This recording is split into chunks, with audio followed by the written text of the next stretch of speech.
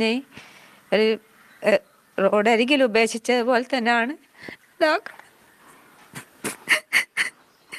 അതിനെന്തെങ്കിലും പരിഹാരങ്ങൾ കണ്ണിൻ്റെ മക്കളെ സുരക്ഷിതാക്കി ഞങ്ങളുടെ വാപ്പ ഞങ്ങളാണൊന്നുമില്ല.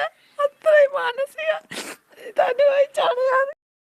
ഇപ്പോൾ ലേറ്റസ്റ്റ് ആയിട്ട് കോഴിക്കോട് നടന്നൊരു സംഭവമാണ്. ഭാര്യ ഭർത്താവിന് വേറൊരു കല്യാണം കൂടെ കഴിക്കാൻ സമ്മതിക്കാത്തതുകൊണ്ട് ഭർത്താവ് വീട്ടിൽ നിന്ന് ഈ ഒരു ഭാര്യയും മക്കളെയും അടിച്ച് പുറത്താക്കുകയും വീട് ലോക്ക് ചെയ്തതിന് ശേഷം എങ്ങോട്ടോ പോവുകയും ചെയ്തിട്ടുണ്ടായിരുന്നു.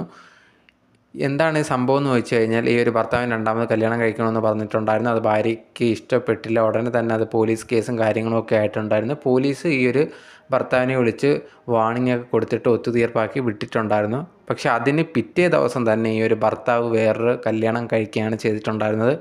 പോകുന്ന വഴിക്ക് ഒരു വീടൊക്കെ ലോക്ക് ചെയ്തിട്ട് കുടുംബത്തോടെ എങ്ങോട്ടോ പോയി. ഈ ഒരു ഭാര്യയും കുട്ടികളും അടക്കം 2 ദിവസമായിട്ട് ആ ഒരു വീട്ടിൻ്റെ സിറ്റ് ഔട്ടിലാണ് കിടന്നുറങ്ങിക്കൊണ്ടിരുന്നത്.